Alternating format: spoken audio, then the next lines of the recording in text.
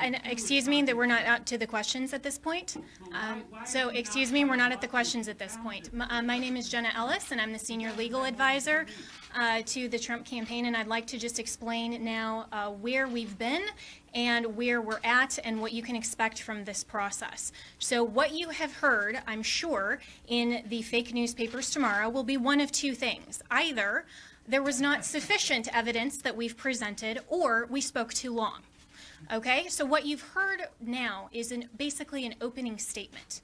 This is what you can expect to see when we get to court to actually have a full trial on the merits, to actually show this evidence in court and prove our case. This is not a Law and Order episode where everything is neatly wrapped up in 60 minutes. For those of you who are here in this room or have maybe tuned out in other networks, clearly you've never been court reporters.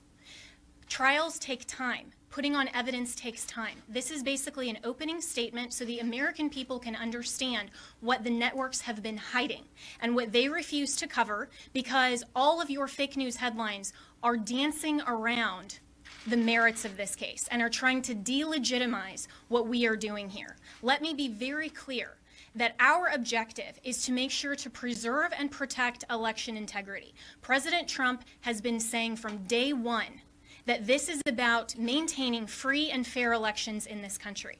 It is not about overturning an outcome. It is about making sure that election integrity is preserved, and every American should want that.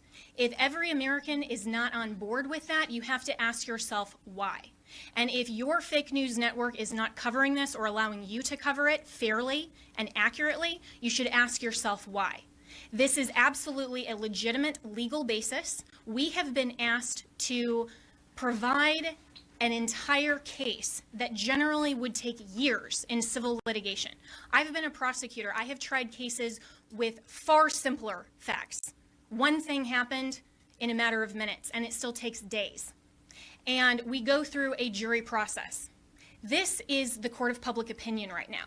We are not trying our case in the court of public opinion, because if we were, we would get unbiased jurors. I would strike 99% of you from the jury, and I would be allowed to because of the fake news coverage you provide. You are not unbiased jurors.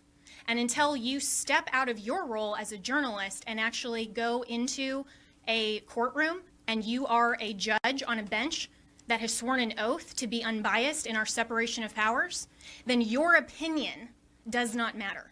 The facts matter, the truth matters, and if you are fair reporters, you will cover that fairly and appropriately, and you will allow coverage of our media team here and our legal team.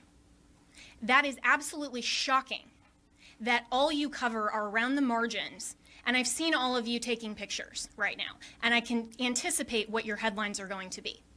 If you are not willing to talk about the evidence that has been presented, then that is absolutely unacceptable for journalistic standards. This is an opening statement. This is something where we have told you what the evidence will show, and we have given you a brief description.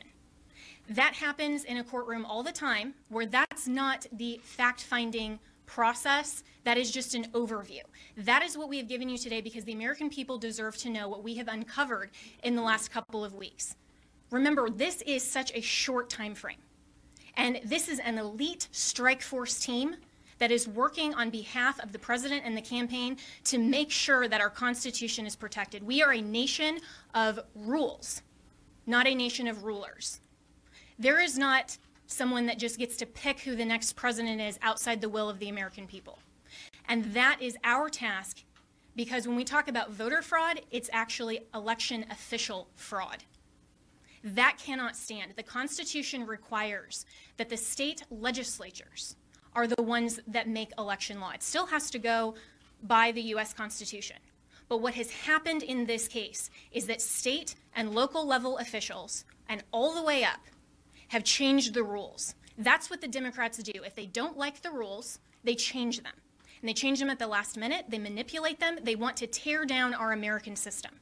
Our founders were so brilliant that they anticipated this, that there would be corruption, there would be foreign influence, there would be attempts to manipulate the outcome of the election, especially with who they called our chief magistrate. I would encourage all of you to go home and actually read Alexander Hamilton's Federalist 68 and see what he described as an advocacy position to adopt and ratify the Electoral College and the process by which we select our president.